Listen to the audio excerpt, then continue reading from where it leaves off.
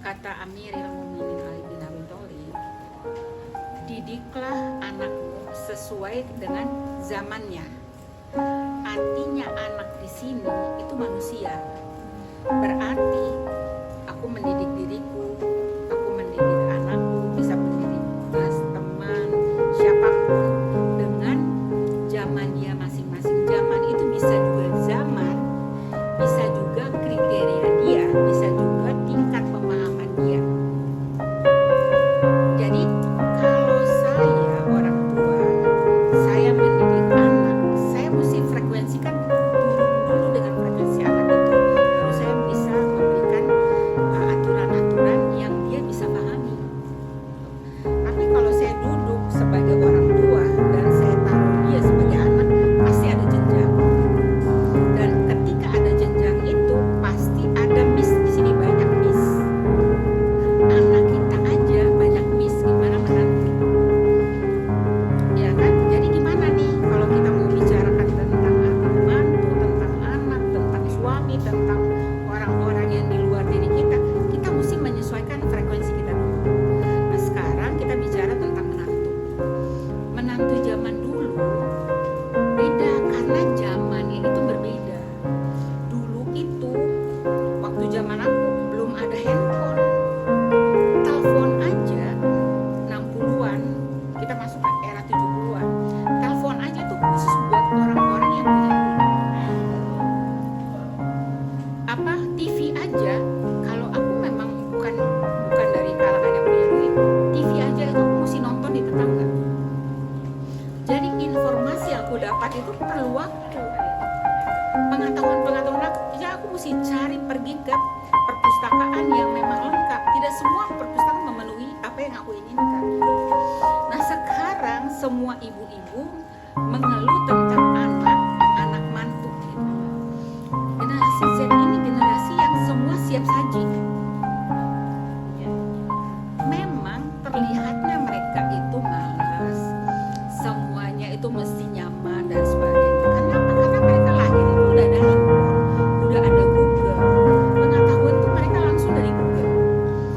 Mereka mau tahu tentang pengetahuan apapun, agama sampai hal yang tidak penting pun semua ada.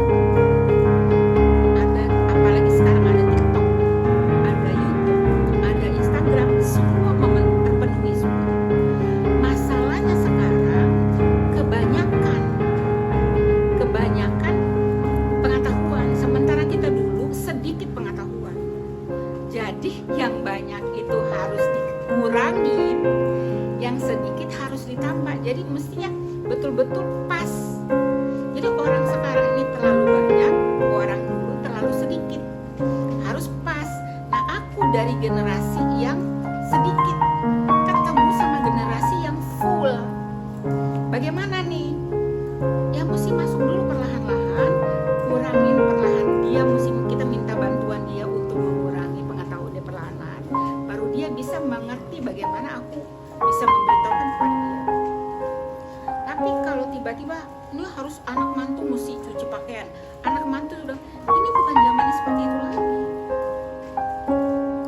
Zaman dia memang zaman semua yang serba siap saji. Jadi otomatis dia datang ke rumah, dia langsung tidur.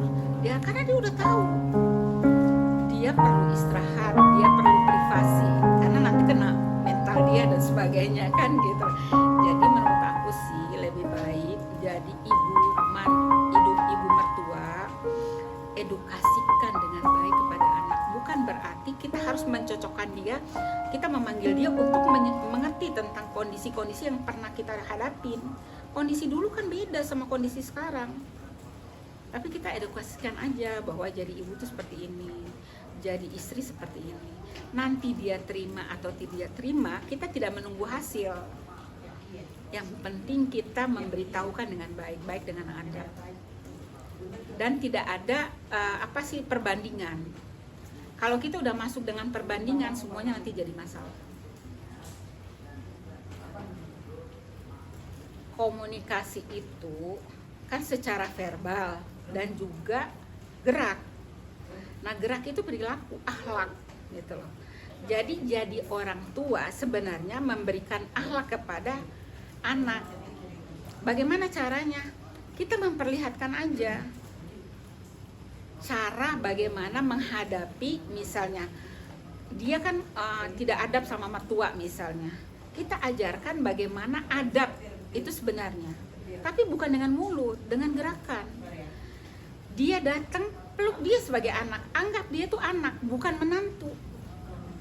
Peluk dia sebagai anak, terus berikan, karena anak kita berikan suapan buat dia. Kan kita menyuap dia. Suapan itu apa? Berikan hal-hal yang dia inginkan pada saat ini. Kalau dia udah jinak, dia udah enak sama kita, apapun dia akan lakukan. Karena manusia itu, dia itu punya kesucian dalam dirinya ya, sesuatu yang suci gitu. Fitrahnya itu penolong, fitrahnya itu penuh kasih sayang, fitrah itu ada empati, ada pengetahuan langit dalam dirinya. Ya kalau kita berikan kasih sayang, kita berikan pelukan buat dia, dia akan sadarin bahwa mana yang harus dia bantu, mana yang enggak gitu. Tapi kalau dia datang langsung kita nyerocos, kan dia bingung juga kan gitu. Jadi menurut aku sih seperti itu. Jadi pendekatannya itu dalam bentuk kasih sayang sih. Semua kalau dimulai dari kasih sayang semuanya ini. Dan penerimaan dia sebagai anak. Karena kalau idealnya memang anak-anak yang sudah menikah, dia punya aturan sendiri. Jadi ketika dia datang ke rumah, dia tamu. Dia bukan lagi area jajahan kita. Dia bukan lagi anak yang harus kita jajah. Dia pribadi yang pribadi yang merdeka ya gitu. Jadi berikan kemerdekaan itu buat dia. Ketika dia mendapatkan kemerdekaan, dia pasti tahu harus dia lakukan seperti apa. Dan itu tadi orang tua memperlihatkan dengan gerak. Geraknya itu apa? Memberikan kasih sayang, ngomong yang baik. Du, tolong bisa apa nggak bantuin seperti gini. Kalau dia bilang nggak bisa, ya udah, karena memang dia dalam kondisi seperti itu dan kita memaklumin. Nah, kalau kita memaksakan dia untuk mengerti kita, wah berat.